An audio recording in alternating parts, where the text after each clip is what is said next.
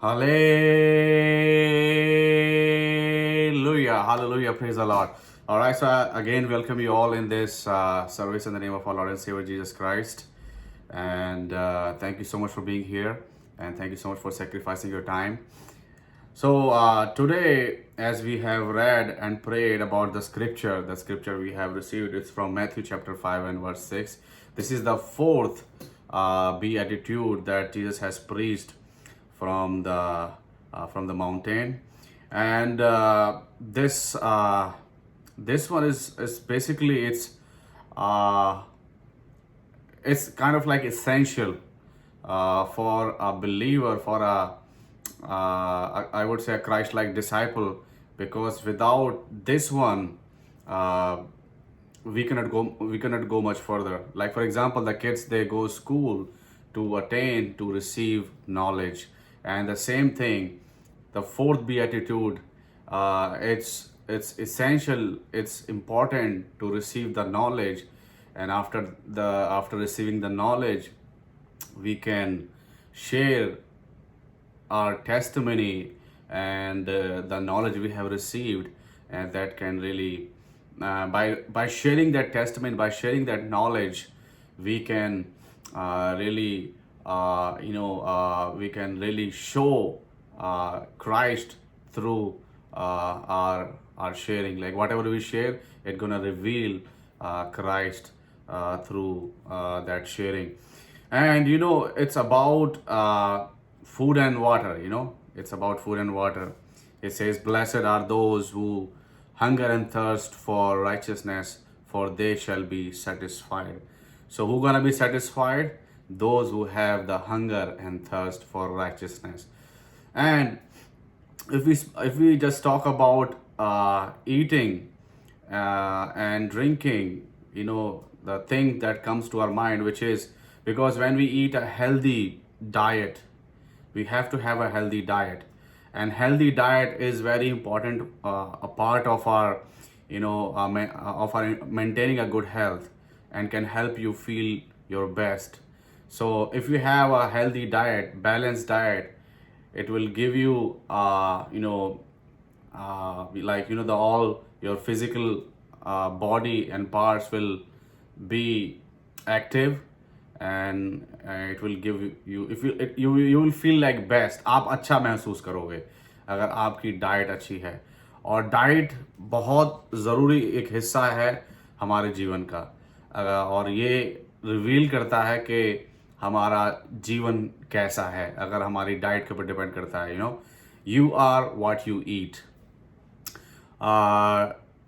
Nutritionists tell us that our appetites determines our diet determines our intake, and our intake determines our health. So it it applies in spiritual realm as well. 1600 years ago, Saint Augustine explained both the problem and a solution. O God, you have made us for yourself, and our hearts are restless until they find rest in you. As Psalm 127 verse 2 says, "It is in vain that you rise up early and go late to rest, eating the bread of anxious toil, for he gives to his beloved sleep." And in Matthew chapter 11 verse 28-29, Jesus speaks about those who are carrying a heavy yoke and heavy laden on their shoulder. And Jesus Christ basically saying, just come to me, I'm gonna give you rest. So we find rest in Jesus Christ, and we receive spiritual food, spiritual water through Jesus Christ, because Jesus Christ has said in John chapter 6 and verse 35, what he said. He said, "Then Jesus declared, I am the bread of life. Whoever comes to me will never go hungry, and whoever believes in me will never be thirsty." So Jesus Christ, yes indeed, he is the bread and he is the living water. And today in this world really, this world is really starving, craving, and people like me and you, we have this this responsibility to feed those people and to feed them the bread and the living water. And so that's what we have to do. But first we have to fill with it. First we have to uh, we have to satisfy our hunger. As Hosea chapter 10 and verse 12 says, sow yourselves righteousness, reap steadfast love, break up your fallow ground, for it is the time to seek the Lord, that he may come and rain righteousness upon you. क्या लिखा है होशे की पुस्तक उसका 10 अध्याय उसकी 12वीं आयत में, अपने लिए धर्म का बीज बो, तब करुणा के अनुसार खेत काटने पाओगे, अपनी पड़ती भूमि को जोतो, देखो अभी यहोवा के पीछे हो लेने का समय है कि वे आए और तुम्हारे ऊपर उद्धार बरसाए, वे आए और तुम्हारे ऊपर उद्धार बरसाए।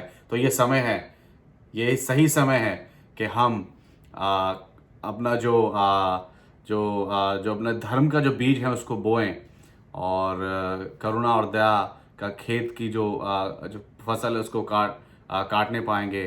देन अपनी उसको भूमि को जोतना है, जो हमें भूमि मिली है, जिसमें हमने जो धर्म का बीज है उसको बोया है, उसकी भूमि को जोतना है। तो क्या है, परमेश्वर क्या है, हमारे ऊपर उद्धार की बारिश हम पर बरसाएंगे। तो ये पहले हमें कंज्यूम करना है, पहले हमें खाना है, देन दूसरों के साथ भी हमें बांटना है। And as this beatitude, the number 4 and number 8, they have the same the first part is same. जो पहला हिस्सा है वो सही सेम है और जो अंतिम उनका रिवॉर्ड है इज डिफरेंट। सो जैसा कि हमने देखा था that the blessed are those who are meek, those are meek, and they will inherit the earth. So once you are meek, once you have emptied yourself, once you are selfless, then you have to fill yourself with righteousness of God, and that really connects.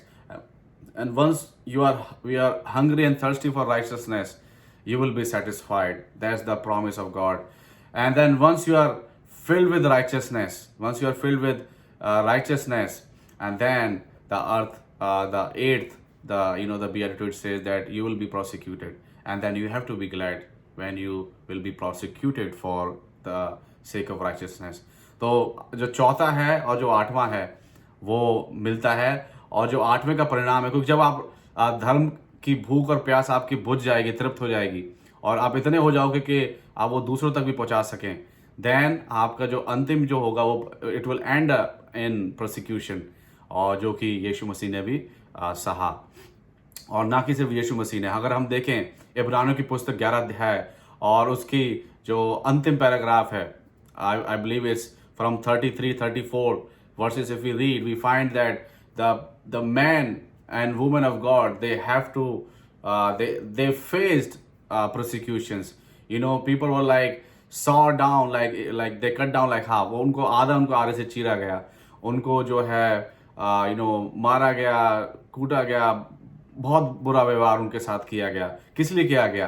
क्योंकि वो धर्म के भूखे और प्यासे थे, और जब उनकी धार्मिकता की भूख और प्यास मिटाई गई, और जब वो इतने हो गए कि वो धर्म और जो प्यास है वो दूसरों तक भी शेयर कर रहे हैं, दूसरों तक भी बांट रहे हैं, तो उनके साथ परमेश्वर के जन के साथ वो ऐसा भी हुआ कि उनके ऊपर सताव हुआ, प्रोसिक्यूशन हुआ। सो ये बहुत लाजमी है, because even there is a great saying, truth has consequences. Yes, when you are living a life full of truth and righteousness, you have to face consequences. That's what Jesus Christ has faced.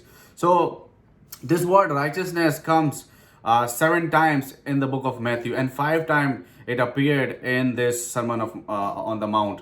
So 5 बार जो है sermon on the mount के ऊपर जो धार्मिकता का शब्द है वो आया है, और पौलुस ने भी अपनी किताब में इस्तेमाल किया है धार्मिकता के लिए। जब उसने फिलिपियों को अपनी पत्री लिखी, वहां पर भी पौलुस लिखता है कि जो धार्मिकता, जो प्रभु यीशु मसीह की जो धार्मिकता है, क्या लिखता है? पहला अध्याय उसकी 11वीं आयत में लिखा हुआ है, filled with the fruit of righteousness that comes through Jesus Christ to the glory and praises of God.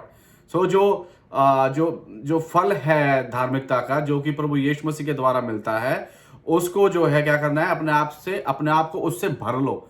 मतलब धार्मिकता, प्रभु यीशु मसीह की धार्मिकता से अपने आप को, अपने जीवन को भर लो, और जिससे क्या होगी, परमेश्वर के नाम की बड़ाई होगी। सो ये शब्द ही नहीं कहूंगा मैं, I am not gonna use this word, that just a word, it's basically that's what Jesus Christ has lived. He lived a life of righteousness. He was righteousness. And there were teachings before him. यीशु मसीह से पहले बहुत भविष्यवक्ता आए, अपना part उन्होंने play किया, उन्होंने जो है नॉलेज को बांटा, उन्होंने चिताया, बताया। उसके बाद जो है वो दे वर लाइक और मार्टियर, लाइक उनको जो है वो शहीद हो गए।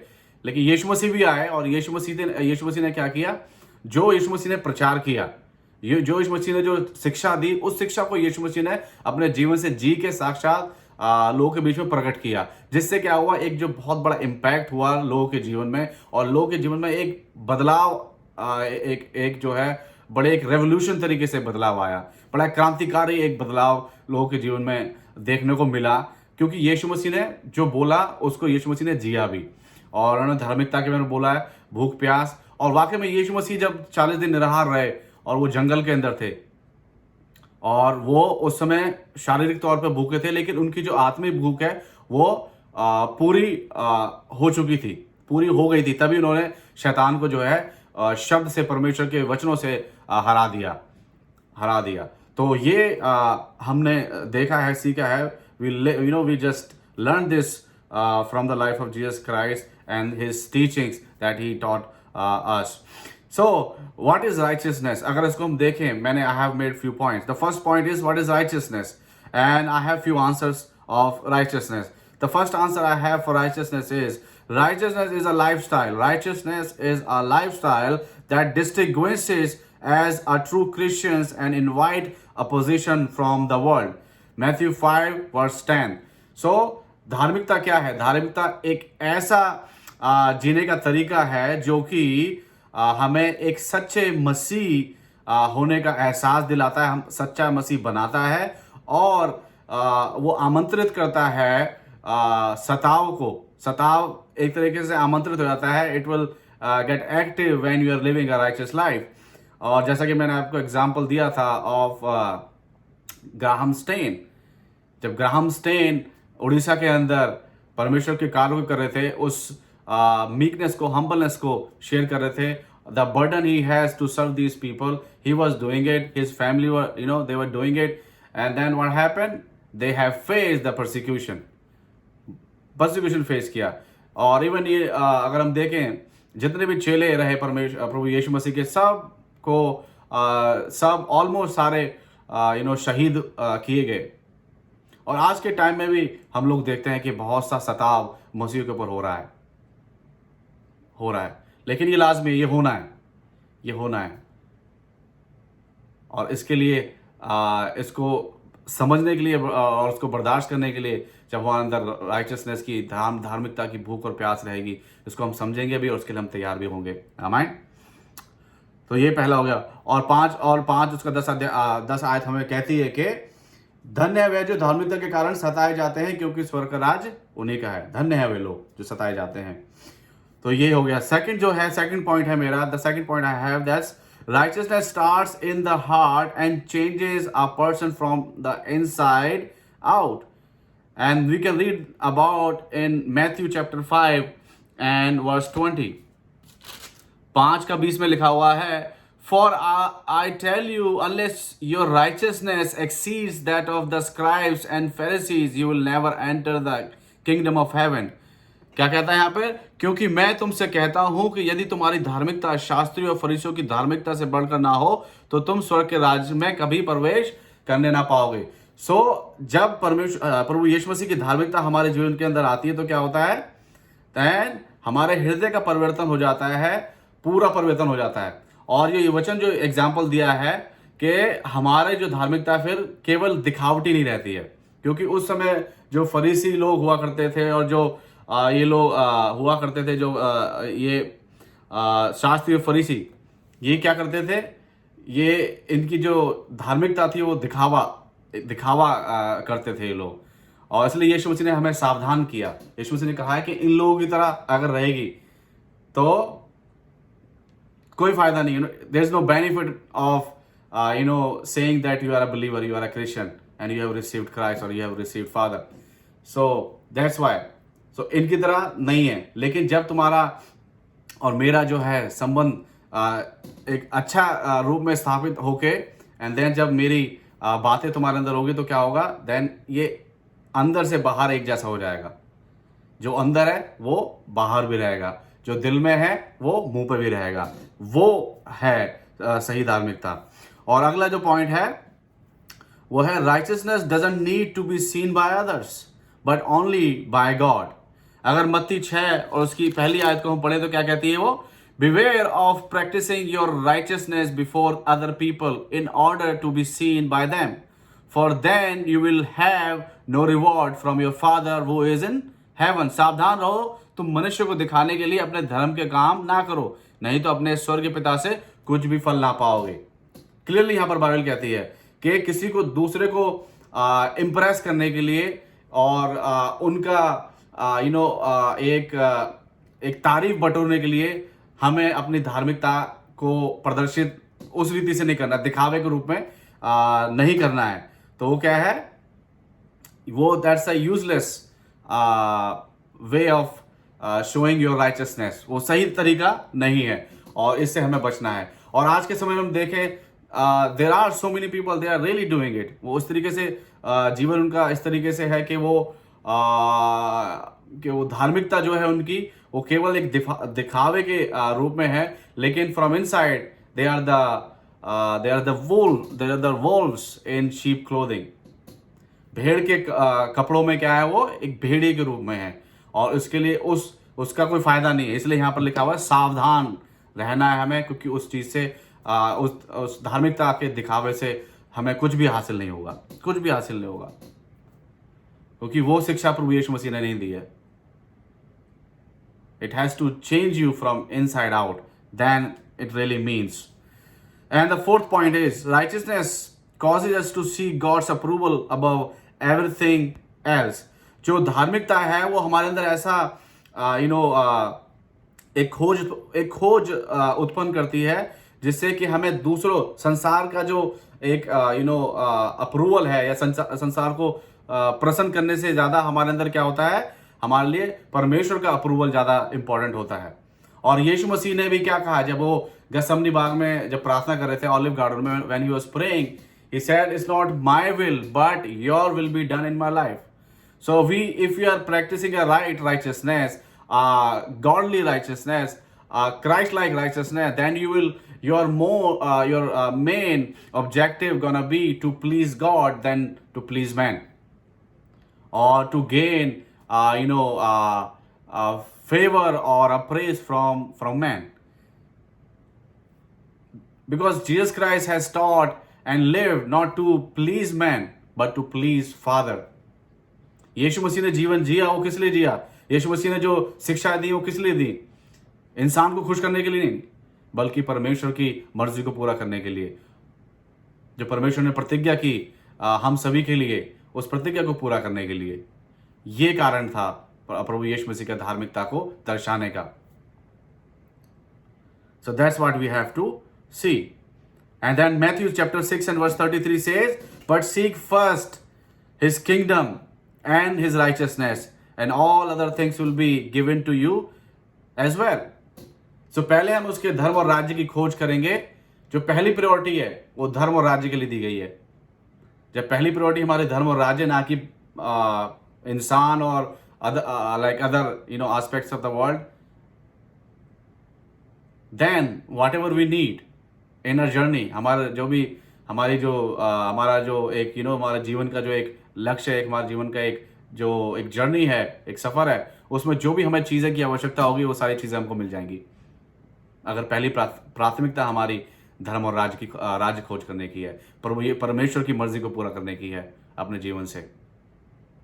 क्योंकि हम लोग बचाए गए हैं और हमें उस महान जो सेक्रीफाइस था उसको स्मरण रखना है सदैव।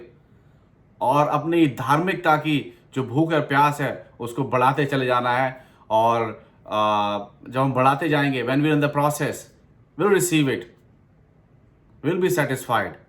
That's what this word says, you'll be satisfied. We have this fear, like आज के समय में we have this fear that we don't go beyond, at certain level. हमने एक level set करा हुआ है, हम सोचते हैं कि बस यहीं तक ठीक है, इसके आगे जाना it's gonna be too extreme. Maybe that's not for us, that's not for me.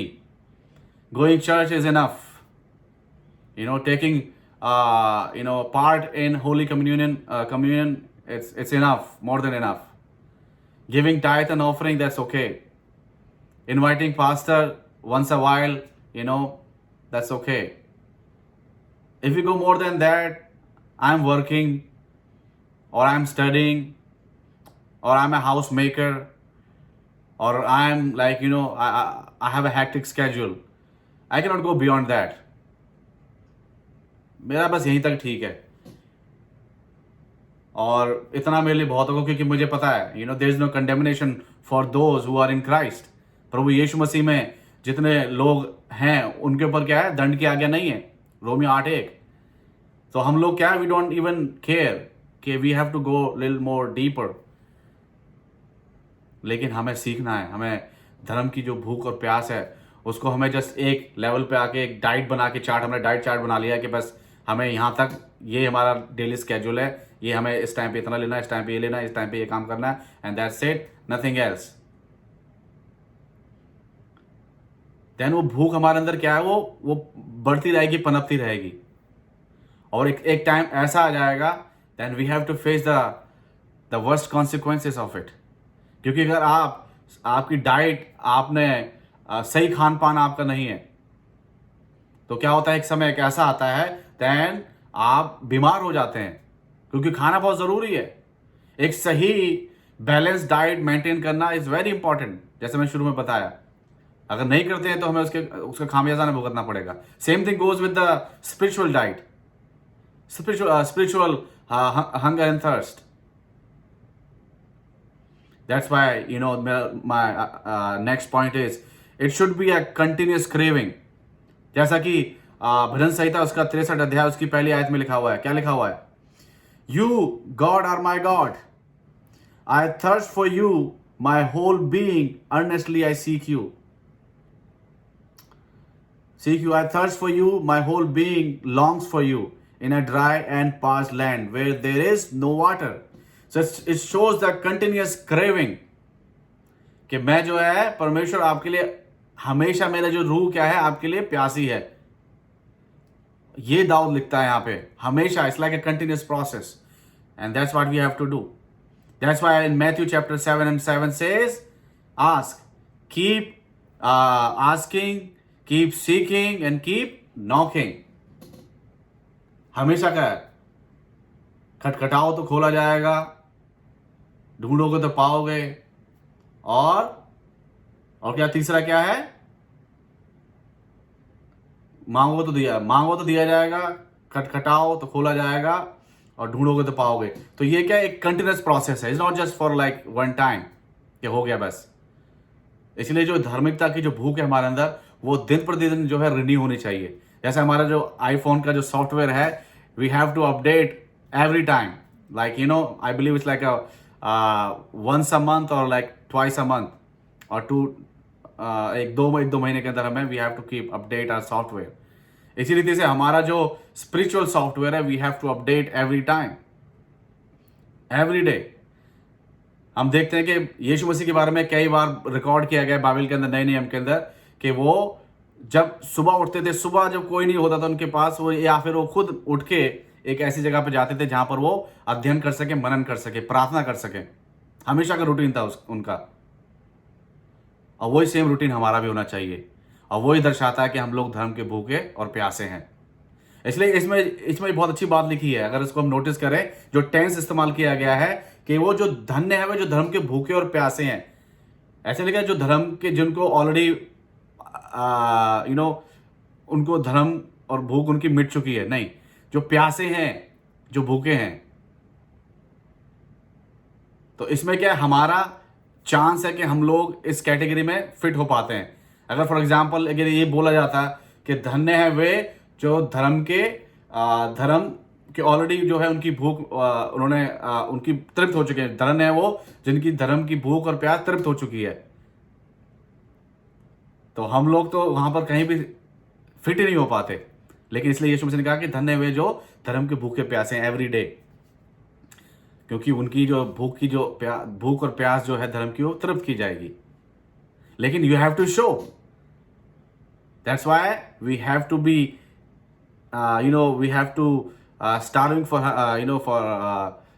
for righteousness, like it's like everyday process, हमेशा के लिए, रोजाना। एंड अगला पॉइंट है मेरा, so that's like about you have to be continuous craving, and of course it's an action, you have to take action. Appetites aren't filled until you do something about it, क्योंकि आपको करना पड़ेगा। जैसे कि मैंने आपके लिए यूहन्ना 6:35 को मैंने शेयर किया था कि whoever comes to me, comes to Jesus Christ, then what happened? He will never go hungry, and whoever believes in me will never be thirsty. So we have to take action. जैसे मैं बोल रहा था कि जैसे यीशु मसीह रोजाना जाके he took action and he went to a secluded place and he spent time. And same thing he told his disciples that you have to do. Once they were like, एक बार की बात है जब वो मरकुस में लिखा गया कि बताया गया इस वाक्य के बारे में, एक पिता अपने बेटे को लेके आया, उसमें दुष्टात्मा थी और उनके चेलों ने ट्राई किया, लेकिन चेलों से दुष्टात्मा नहीं निकल पाई, क्योंकि जो उनकी जो आत्मिक जो भूख थी, वो प्यास थी, वो पूरी तृप्त नहीं हुई थी, क्योंकि वो still they were learning in process. और तब यीशु मसीह ने उनको निकाला, उस दुष्टात्मा को उसके लड़के के शरीर में से निकालने के बाद जब उनके चेलों ने, यीशु मसीह के चेलों ने पूछा, they asked, why we failed to take this demon out from this boy's body? And then Jesus Christ said, because these things, will require that you have to do fasting and praying. You have to spend time with God. You have to spend time in prayer. When you do prayer, you receive strength, because your hunger and thirst are being met. जब आपकी जो भूख और प्यास है, जब आप समय बिताते हैं प्रभु यीशु मसीह के साथ, वो आप पूरी करते हैं, आपको मिलती है, खुराक मिलती है। क्योंकि एक खुराक आपकी it can not last for like 2 days। एक जो आज खाया है वो आज के लिए बहुत है। इसलिए यीशु मसीह ने कहा है कि जो आज का दुख है वही बहुत है, कल की चिंता मत कर, don't worry about tomorrow. So it's like a everyday process. So आज अगर आज आपने दुआ करी, प्रार्थना करी, समय बिताया वचन पढ़ने में, अब ये मत सोचिए कि ये आपके एक हफ्ते की खुराक होगी, नहीं। जैसा कि खाना हमें रोजाना चाहिए, वैसे ही हमें जो परमेश्वर की बातें हैं, जो परमेश्वर के साथ बिताया हुआ समय है, वो हमें रोजाना चाहिए।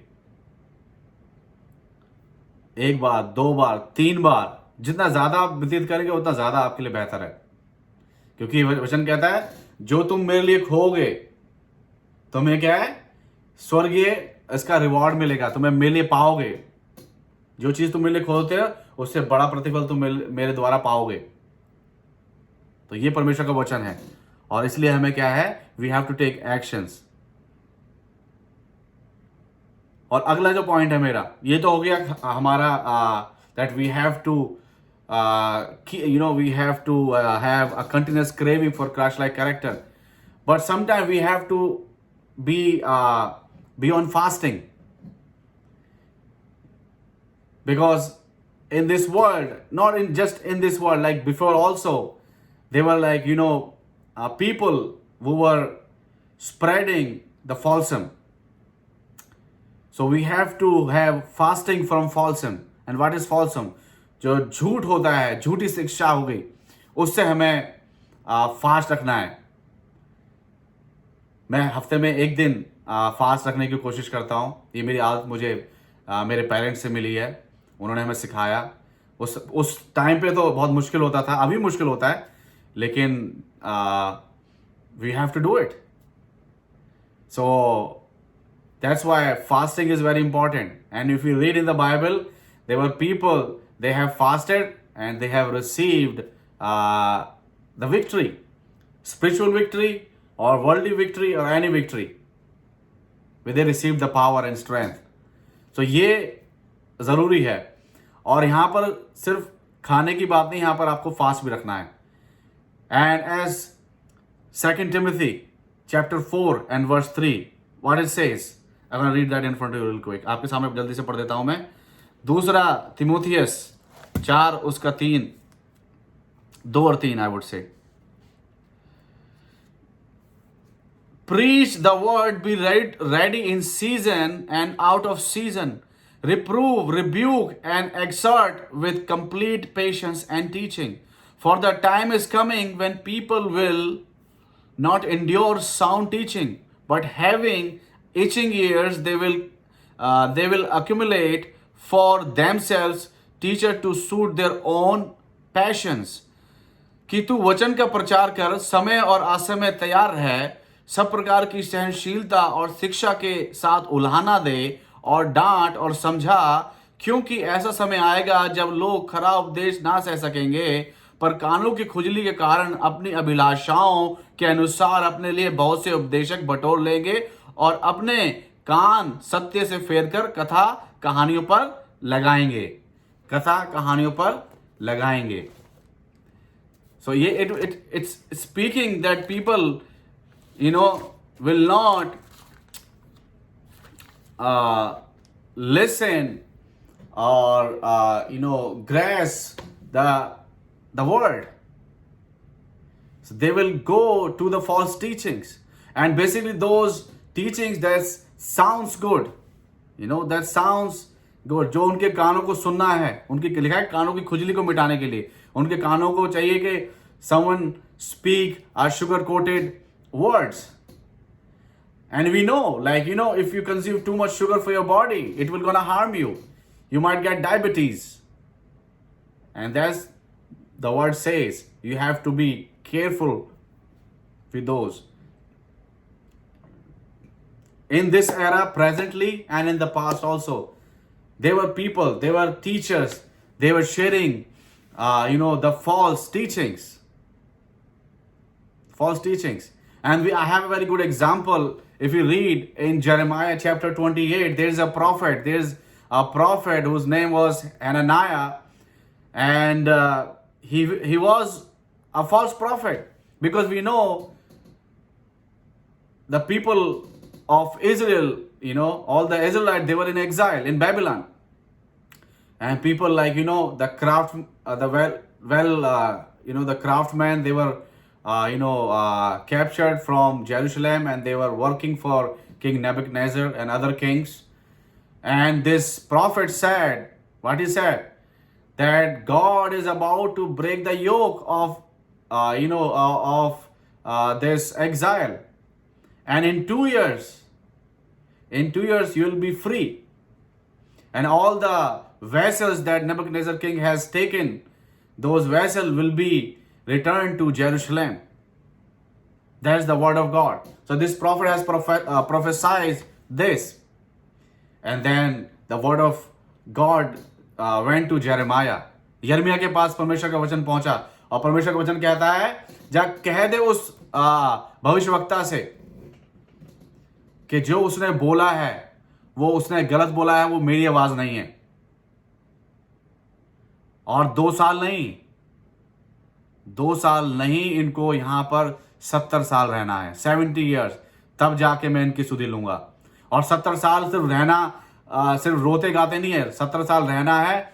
और यहाँ पर तुम्हें शादी, अपने बेटों की शादियां करनी है, बच्चे उत्पन्न करने हैं, और यहाँ पर घर बनाने हैं, और अपना यहाँ पर दाख की बारियां लगानी हैं. जिन लोगों के बीच में रह रहे हो, इनके लिए प्रार्थना करनी है, इनका भला चाहना है. ये मेरी आवाज है. लेकिन जो उसने बोला है, उसने गलत बोला है, और उसका परिणाम वो भुगतेगा. और उसका परिणाम क्या हुआ था कि वो परमेश्वर ने बोला कि वो उसका क्या होगा, देन ही विल डाई. यिर्मयाह नबी ने हनन्याह नबी से यह कहा, हे हनन्याह, देख यहोवा ने तुझे नहीं भेजा, तूने इन लोगों को झूठी आशा दिलाई है, इसलिए यहोवा तुझसे यूं कहता है, देख मैं तुझको पृथ्वी के ऊपर से उठा दूंगा, इसी वर्ष में तू मरेगा, क्योंकि तूने यहोवा की ओर से फिरने की बातें कही हैं। इस वचन के अनुसार हनन्याह उसी वर्ष के 7वें महीने में मर गया, क्योंकि he was sharing the false prophecy, the false teaching। लेकिन परमेश्वर ने क्या बोला, जैसे मैंने पढ़ा आपके सामने 8वीं आयत में लिखा हुआ, यिर्मयाह उसका 29 अध्याय उसकी 8वीं आयत में क्या लिखा हुआ है, क्योंकि इजराइल का परमेश्वर सेनाओं का यहोवा तुमसे यूं कहता है कि तुम्हारे जो भविष्यता और भावी कहने वाले तुम्हारे बीच में हैं, वे तुमको बहकाने ना पाएं, और जो स्वप्न वे तुम्हारे निमित्त देखते हैं उनकी ओर कान मत धरो, क्योंकि वे मेरे नाम से तुमको झूठी भविष्यवाणी सुनाते हैं। मैंने उन्हें नहीं भेजा, मुझ यहोवा की यही वाणी है।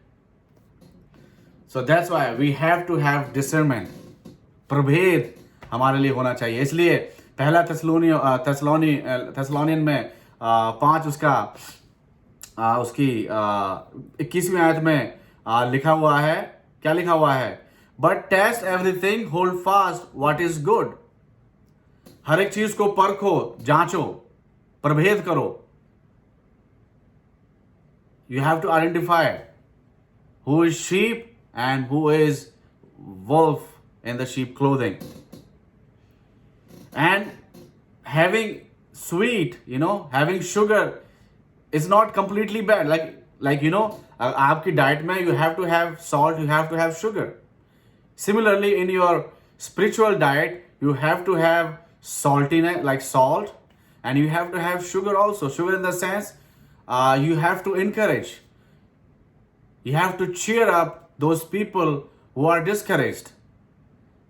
If we read the same book, 1 Thessalonians chapter 5 and verse 14, क्या कहती है वो, अगर हम पढ़ें, it speaks about that we have encouraged you, brothers and sisters, to instruct those who are not living right, cheer up those who are discouraged, help the weak and be patient with everyone.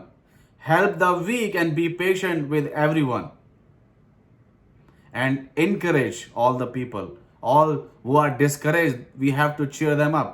And how we can cheer them up? By sharing the word. परमेश्वर के जो वचन को हम लोगों के साथ बांटेंगे तो क्या होगा, उन लोगों को उससे उत्साह मिलेगा, प्रोत्साहन मिलेगा। जैसे कि हमने योएल की पुस्तक में पढ़ा है, योएल लिखता है कि let the weak say I am strong, let the poor say I am rich. So basically it's for encouragement. Those people who are experiencing the doubt, they're experiencing, coward, like they're discouraged. Then by the word, we have to encourage them. Because this word is, is breathed by God. ये जो वचन है जितने भी, ये परमेश्वर के द्वारा बोले गए हैं, परमेश्वर के द्वारा, परमेश्वर की सहभागिता के द्वारा जो है लिखे गए हैं और बताए गए हैं हमारी समझ के लिए, दूसरों को समझाने के लिए, इस वचन के द्वारा दूसरों को समझ देने के लिए और इनकरेज करने के लिए। 2 Timothy chapter 3 and verse 16 clearly says, all scripture is breathed out by God and profitable for teaching, for reproof, for correction and for training in righteousness. धार्मिकता की जो ट्रेनिंग है वो परमेश्वर के वचन के द्वारा देने के लिए ये वचन हमारे लिए उपलब्ध है, मुहैया है, ताकि हम पढ़ के सीख के दूसरों को भी सिखाएं और दूसरों को जो गलत दिशा में जा रहे हैं उनको हम सही दिशा में लेके जाएं। और यही क्या है, ये हमारी धार्मिकता की भूख और प्यास है, जिसको हम ग्रहण करते हैं और ग्रहण करने के बाद दूसरों तक भी इसको हम इस्तेमाल करते हैं, पहुंचाते हैं। आमीन। So that's what we have to do. And we have to be discerned that what we are listening, what we are consuming, it's not just like, we are just satisfying our itching ear. No. Jesus has died for our sin. He bore our sins on his shoulder, upon his, upon his shoulder and his life. He sacrificed his life. उसने अपने जीवन का बलिदान कर दिया है, केवल इसलिए कि हम धार्मिक जीवन जिएं, इसलिए कि हम एक नया जीवन जो हमें मिला है उसको हम संभाल के रखें, और संभाल के हम केवल तभी रख सकते हैं मेरे भाइयों और बहनों, जब हमारे जीवन में धार्मिकता की भूख और प्यास निरंतर बनी रहती है. It's a It has to be a continuous craving for Christ-like character. That's why Jesus has shared this word from that mountain. Because we know, remember how these Israelites, they had this, complaint. Always they had a complaint about eating and drinking. अगर हम निर्गमन की पुस्तक में पढ़ें तो हमेशा खाने और पीने को लेके इजरायलियों ने हमेशा बलवा किया है. और हम गिनती की पुस्तक में पढ़ते हैं, वहां पे लिखा हुआ है कि हमें स्मरण आते हैं वो लहसुन, प्याज, खीरे, वहां का मीट इजिप्ट का, कहते हैं, हमें याद आता है. इसलिए यहां पे लिखा है कि बजाय संसारिक खान पान के आत्मिक खान पान पे ध्यान देना है. आत्मिक खान पान की जो भूख है निरंतर हमारे जीवन में भूख और प्यास रहनी चाहिए. ये प्रभु यीशु मसीह सिखा रहे हैं हमें. और मेरे प्रियो, ये बहुत समय, इस संसार में जो समय हम जी रहे हैं, बहुत ही ज़रूरी है हम लोगों के लिए, जिनको सत्य मिल चुका है, सत्य के द्वारा हम आज़ाद हो चुके हैं, कि हम ना खोएं इसको, इस भूख को हम ना ख़त्म करें. हम लोग केवल अपने अंदर जो है वो भूख को हम बढ़ाते जाए. तो क्या we gonna be prey of malnutrition. कुपोषण हमारा हो जाएगा, कुपोषण के शिकार हो जाएंगे. और जो कुपोषण के शिकार होते हैं, दे डोंट हैव एबिलिटी, उनके अंदर जो है शक्ति, सामर्थ्य नहीं होती है, बिकॉज कुपोषण के शिकार हैं, malnutrition हैं. So that's what we don't have to be. क्योंकि क्या है, हम लोग एक बहुत ही आसान शिकार हो जाएंगे शैतान के लिए. हम शैतान को टक्कर नहीं दे पाएंगे. That's vulnerability really gonna take us down. और वो यीशु मसीह नहीं चाहते हैं. क्यों नहीं चाहते हैं? पहला पतरस 1 Peter chapter 2 and verse 24 क्या कहता है? He himself bore our sins in his body on the cross so that we might die to sins and live for righteousness. By his wounds you have been healed. We have to remember how we have healed, how we have received the healing by his wounds. परमेश्वर के घावों के द्वारा हमें क्या है, चंगाई मिली है. इस चीज को हम ना भूलें. और ये एक बहुत हमारे लिए it has to be a greatest reason to seek or to stay hungry for righteousness and hunger for righteousness, hunger and thirst for righteousness. एक बहुत बड़ा रीजन है ये हमारे लिए. ये स्मरण रखें हमेशा. और जब हम ऐसा स्मरण रखे, हम लोग निरंतर धार्मिकता की खोज करते हैं, तो क्या हमारे लिए क्या परिणाम होता है, हमारे लिए क्या ऊपर से हमें क्या जो है एक हेल्प मिलती है. उसके बारे में पौलुस ने बहुत अच्छी एक वर्स लिखी है, वो आपके सामने पढ़ता हूं मैं. That's from 2 Corinthians chapter 9 and verse 10. It says, now he who supplies seed to the sower and bread for food, he will also supply and increase your store of seed and will enlarge the harvest of your righteousness. So he will basically excel and articulate your your hunger and thirst for righteousness. Your seed for righteousness, he's gonna enlarge it. He's gonna excel it. जो हमारा क्या है, जो कि प्रभु यीशु मसीह जो क्या करते हैं, वो बीज देते हैं, और जो खाना की सप्लाई है, he will do. And then what it gonna do? It will increase the store seed and it will enlarge the harvest of your righteousness. हमारे जो फसल होगी धार्मिकता की, उसको बढ़ाएंगे, उसको ग्रो करने में मदद करेंगे. क्योंकि ये क्या है, जब हमने पहला स्टेप लिया है, अगर हमने परमेश्वर के लिए पहला स्टेप लिया है, उसके बाद जो बाकी के स्टेप है वो निर्धारित करता है. पहला काम हमारा, पहला step, we have to just take first step. We have to receive Jesus Christ as our Lord and Savior. And once we receive it, once we have repented, once we have made a U-turn from our old life, then he will straight our paths. जो भी रास्ते उनको सीधा करता है. Amen. So that's what we have to do. So that's why we have to stay hungry. Not just stay hungry, we have to keep seeking the righteousness. It has to be a continuous craving, my beloved brother and sister. And again, we have to be discerning also. Discernment is very important, and we have to fast from those falsome people, those teachings. Anything that really takes us away from the sacrifice of Jesus Christ, that's a wrong teaching. जो भी हमें प्रभु यीशु मसीह की जो त्याग से अलग हटाकर कोई दूसरी बारे में बताए, वो सही शिक्षा नहीं है. प्रभु यीशु मसीह के त्याग से ही सब कुछ संपन्न हुआ है. वही इंपॉर्टेंट है हम सभी के लिए. आमीन. I hope this word has really given you something. I hope I was able to make you understand what I supposed to make you understand what I supposed to share, and I think you have received it. So glory to be to His name. Let's just pray. परमेश्वर, हम आपको धन्यवाद देते हैं प्रभु जी इस वचन के लिए, और प्रभु जी मैं आपका आभारी हूँ प्रभु जी. मुझ पापी तुझ पर आपने दया की, मुझे आपने इस वचन के लिए इस्तेमाल किया कि हमें धन्य है वे लोग जो धार्मिकता की भूख और प्यासे हैं, क्योंकि उनकी भूख को मिटाया जाएगा प्रभु. और वाकई में हमारे जीवन में प्रभु ये जो भूख प्यास है निरंतर रहनी चाहिए, ताकि आपकी भूख और प्यास हमारे जीवन में बनी रहेगी तो प्रभु जी हम आपके साथ बने रहेंगे. हम उस कोयले के समान रहेंगे जो आग के अंदर है, जो धधकता रहता है प्रभु जी.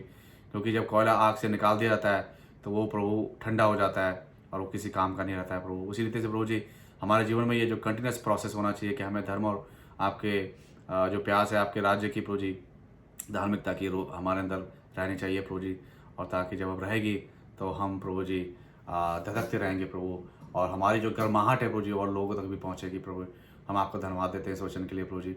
और प्रभु जी होने दे ये वचन 30 गुना 60 गुना 100 गुना फल लाने वाला हो सके प्रभु जी, और उस इंसान के जीवन में एक कार्य कर सके कि प्रभु जो केवल प्रभु जी उन्होंने एक प्रभु जी एक अपने एक बॉर्डर एक लाइन खींच ली है कि बस यहाँ तक ही हमें मसीह जीवन जीना है, उसके बियॉन्ड नहीं जाना है. और ये आपने कहा है कि हमें दिन पर दिन अपना रोज़ाना अपना क्रूस उठाना है और हमें आपके पीछे चलना है, अपने आप का अपनी खुद ही का इनकार करना है प्रभु जी. तो ये हम सीख सकें प्रभु जी, और हमेशा रोज़ाना प्रभु जी हम आपकी धर्म और राज की खोज कर सकें. और प्रभु जी जो झूठी शिक्षाएं हैं उनसे हम लोग फास्ट रख सकें, उपवास कर सकें प्रभु. तो मैं धन्यवाद करता हूँ प्रभु जी इस वचन के लिए प्रभु जी. और प्रभु जी आप सभी को आशीष दें जितने लोग इस वचन को हमारे सर्विस में बने हुए प्रभु जी, उनको बहुत ऐसे आशीष दें, दया करें. तो मेरे मालिक मेरे स्वामी आगे के सारे कार्यों को मैं आपसे होता हूँ ईश्वर. धन्यवाद आपने सुना, और सुना नहीं बल्कि हाँ उन्होंने उत्तर दिया. उत्तर देने के लिए आपको धन्यवाद करते हैं. धन्यवाद के साथ सब कुछ मान लेते हैं उद्धार करता प्रभु यीशु मसीह के पवित्र नाम में होकर. आमीन. Our Father who art in heaven, hallowed be thy name. Thy kingdom come, thy will be done on earth as it is in heaven. Give us this day our daily bread, and forgive us our trespasses as we forgive those who trespass against us. And lead us not into temptation, but deliver us from the evil. For thine is the kingdom and the power and the glory forever and ever. Amen. Now may God bless you and keep you, and may God make his face to be shine upon you and be gracious to you, and give you your heart's desires, and give you peace. In the name of the Father, in the name of the Son, in the name of the Holy Spirit. And all God's people said, Amen. Amen. All right, thank you guys so much for sacrificing your time. God bless you. And really, we have, I have learned so much from this word, and I believe this word has really, give you something to think about. So yes, indeed, we have to, keep searching, keep, having this, crave for Christ. When we have a crave for Christ, really, that will bring us the satisfaction. Really, Jesus Christ is gonna satisfy all of us. Amen. तो चलिए आपसे अगले हफ्ते मुलाकात होगी, और you can just keep praying for me and my family. And really, we all need prayer, don't we? So just take good care of yourself and keep praying and keep sharing this word. Amen. Until next time. Jai Masih Ki.